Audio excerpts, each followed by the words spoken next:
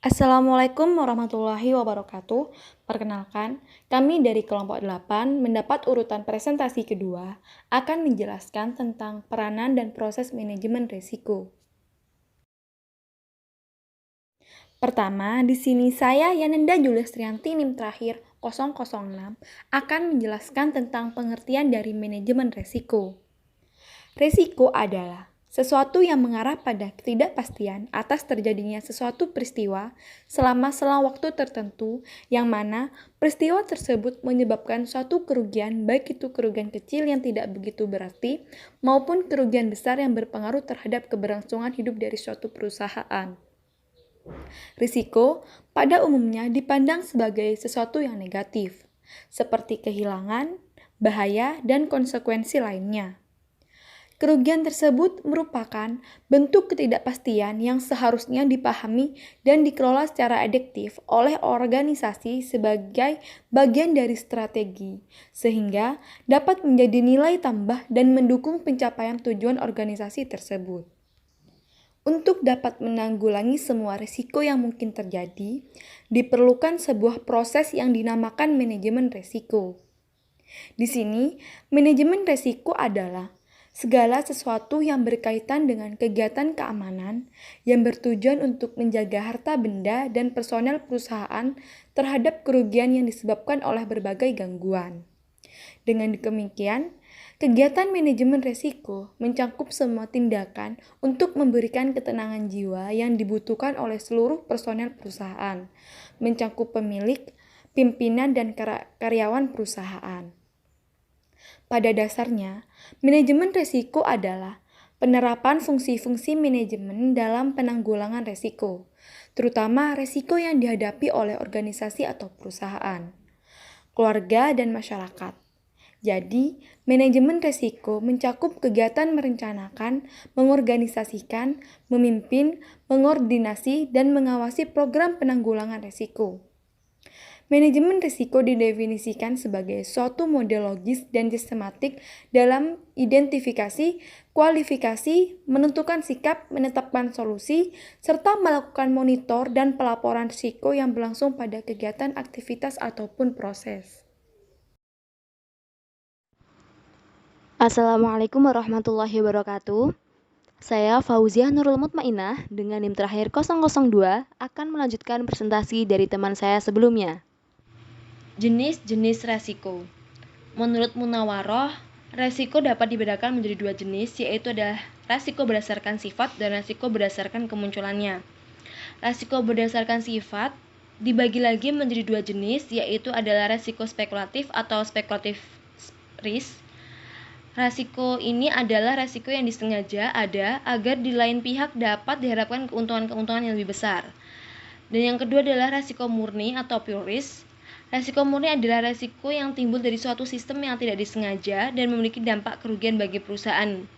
Sedangkan resiko berdasarkan kemunculannya dapat dibedakan menjadi 4, yaitu resiko internal, resiko eksternal, resiko keuangan, dan resiko operasional. Resiko internal adalah resiko yang ditimbulkan dari dalam perusahaan itu sendiri. Misalnya, kerusakan peralatan kerja pada proyek atau proyek karena kelalaian operasi. Resiko eksternal adalah resiko yang timbul dari luar perusahaan, misalnya pencurian, penipuan, perubahan kebijakan, dan lain sebagainya. Resiko keuangan adalah harga setiap harinya mengalami perubahan. Selain itu juga nilai tukar rupiah terhadap dolar sering mengalami naik turun. Hal inilah yang menyebabkan adanya resiko keuangan.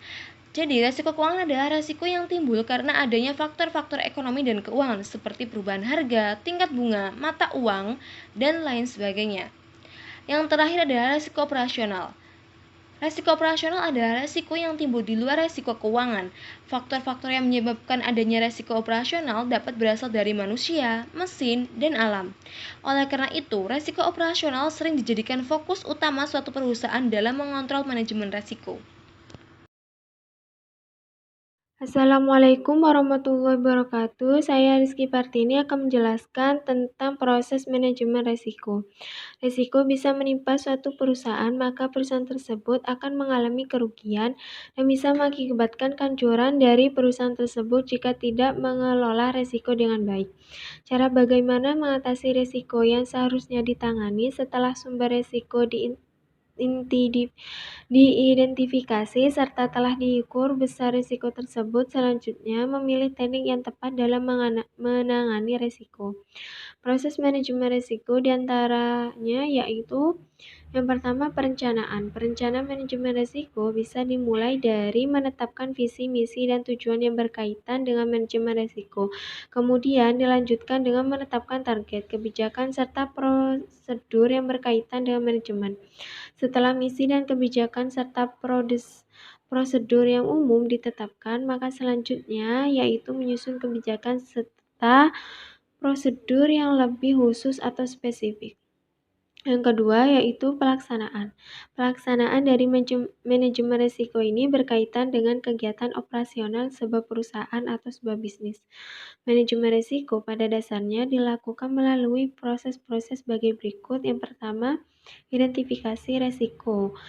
Identifikasi risiko dilakukan untuk mengidentifikasi risiko-risiko apa saja yang dihadapi oleh suatu perusahaan. Berikut contoh risiko yang biasanya dihadapi oleh suatu perusahaan, diantaranya yaitu penyelewengan oleh karyawan. Risiko terjadinya kredit macet dalam perbankan yang kemungkinan besar debitur tidak melunasi hutangnya. Risiko bisa terjadi ketika bank melakukan perdagangan sekuritas, maka bank kemungkinan besar akan menghadapi risiko pasar. Yang kedua yaitu evaluasi dan pengukuran risiko. Tujuannya evaluasi risiko ini untuk memahami karakteristik risiko yang lebih baik. Maka penting memperoleh pemahaman lebih baik agar mengendalikan risiko lebih mudah. Evaluasi dilakukan dengan sistematis untuk mengukur risiko tersebut. Yang ketiga yaitu pengelolaan manajemen risiko. Risiko harus dikelola. Jika dalam suatu perusahaan gagal mengelola risiko, maka konsekuensi yang harus diterima bisa cukup serius, misalkan kerugian yang besar. Risiko ini harus dikelola dengan berbagai cara. Di antaranya yaitu penghindaran, merupakan cara yang paling mudah dan aman untuk mengelola risiko. Tapi cara semacam ini tidak menghasilkan hasil yang optimal. Yang kedua, ditahan. Dalam beberapa situasi akan lebih baik jika menghadapi risiko dengan menahan risiko.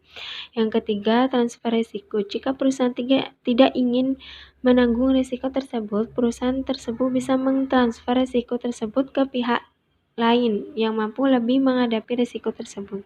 Yang ketiga yaitu pengendalian manajemen risiko. Meliputi evaluasi secara menyeluruh pelaksanaan manajemen risiko, output atau pelaporan yang dihasilkan oleh manajemen risiko, dan umpan balik atau feedback. Program manajemen risiko dengan demikian mencakup tugas-tugas mengidentifikasi risiko yang dihadapi atau menanggulangi risiko. Selanjutnya, menyusun strategi untuk memperkecil ataupun mengendalikan risiko, mengkoordinir pelaksanaan penanggulangan risiko, serta mengevaluasi program penanggulangan risiko yang telah dibuat. Assalamualaikum warahmatullahi wabarakatuh.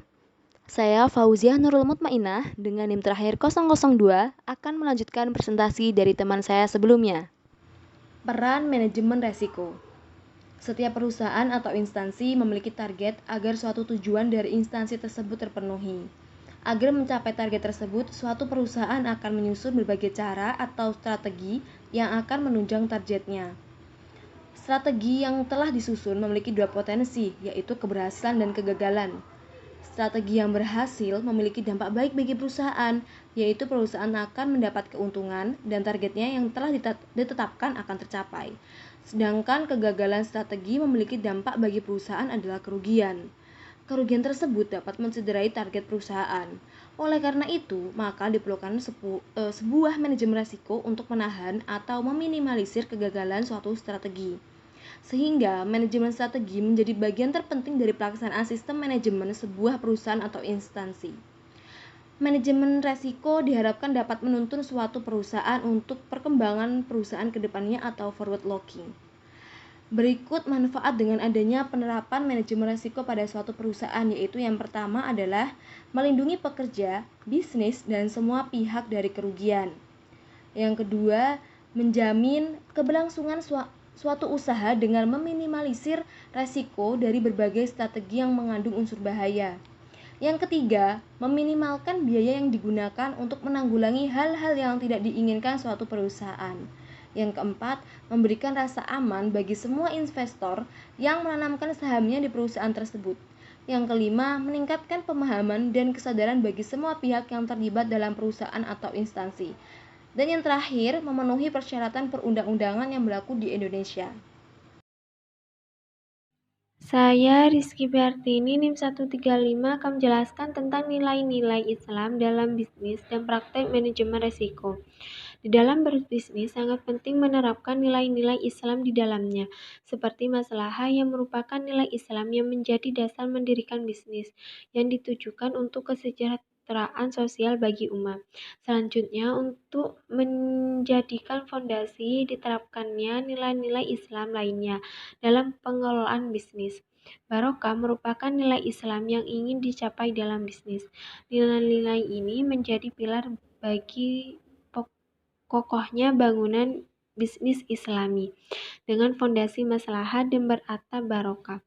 Nilai-nilai Islam khususnya merupakan fatona, istiqomah, amanah, dan tawakal. Juga terdapat nilai-nilai Islam lainnya seperti akhlak antara din minkum atau suka sama suka, ridho sama ridho antara pemilik perusahaan atau pengolah perusahaan dengan karyawannya, siddiq, ikhlas, uhuwah atau persaudaraan yang dikemas dalam tali silaturahmi.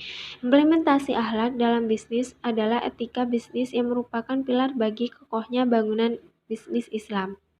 Nilai Islam yang melekat dalam praktek manajemen risiko pada bisnis diantaranya yaitu al-jiddiyah atau kesungguhan.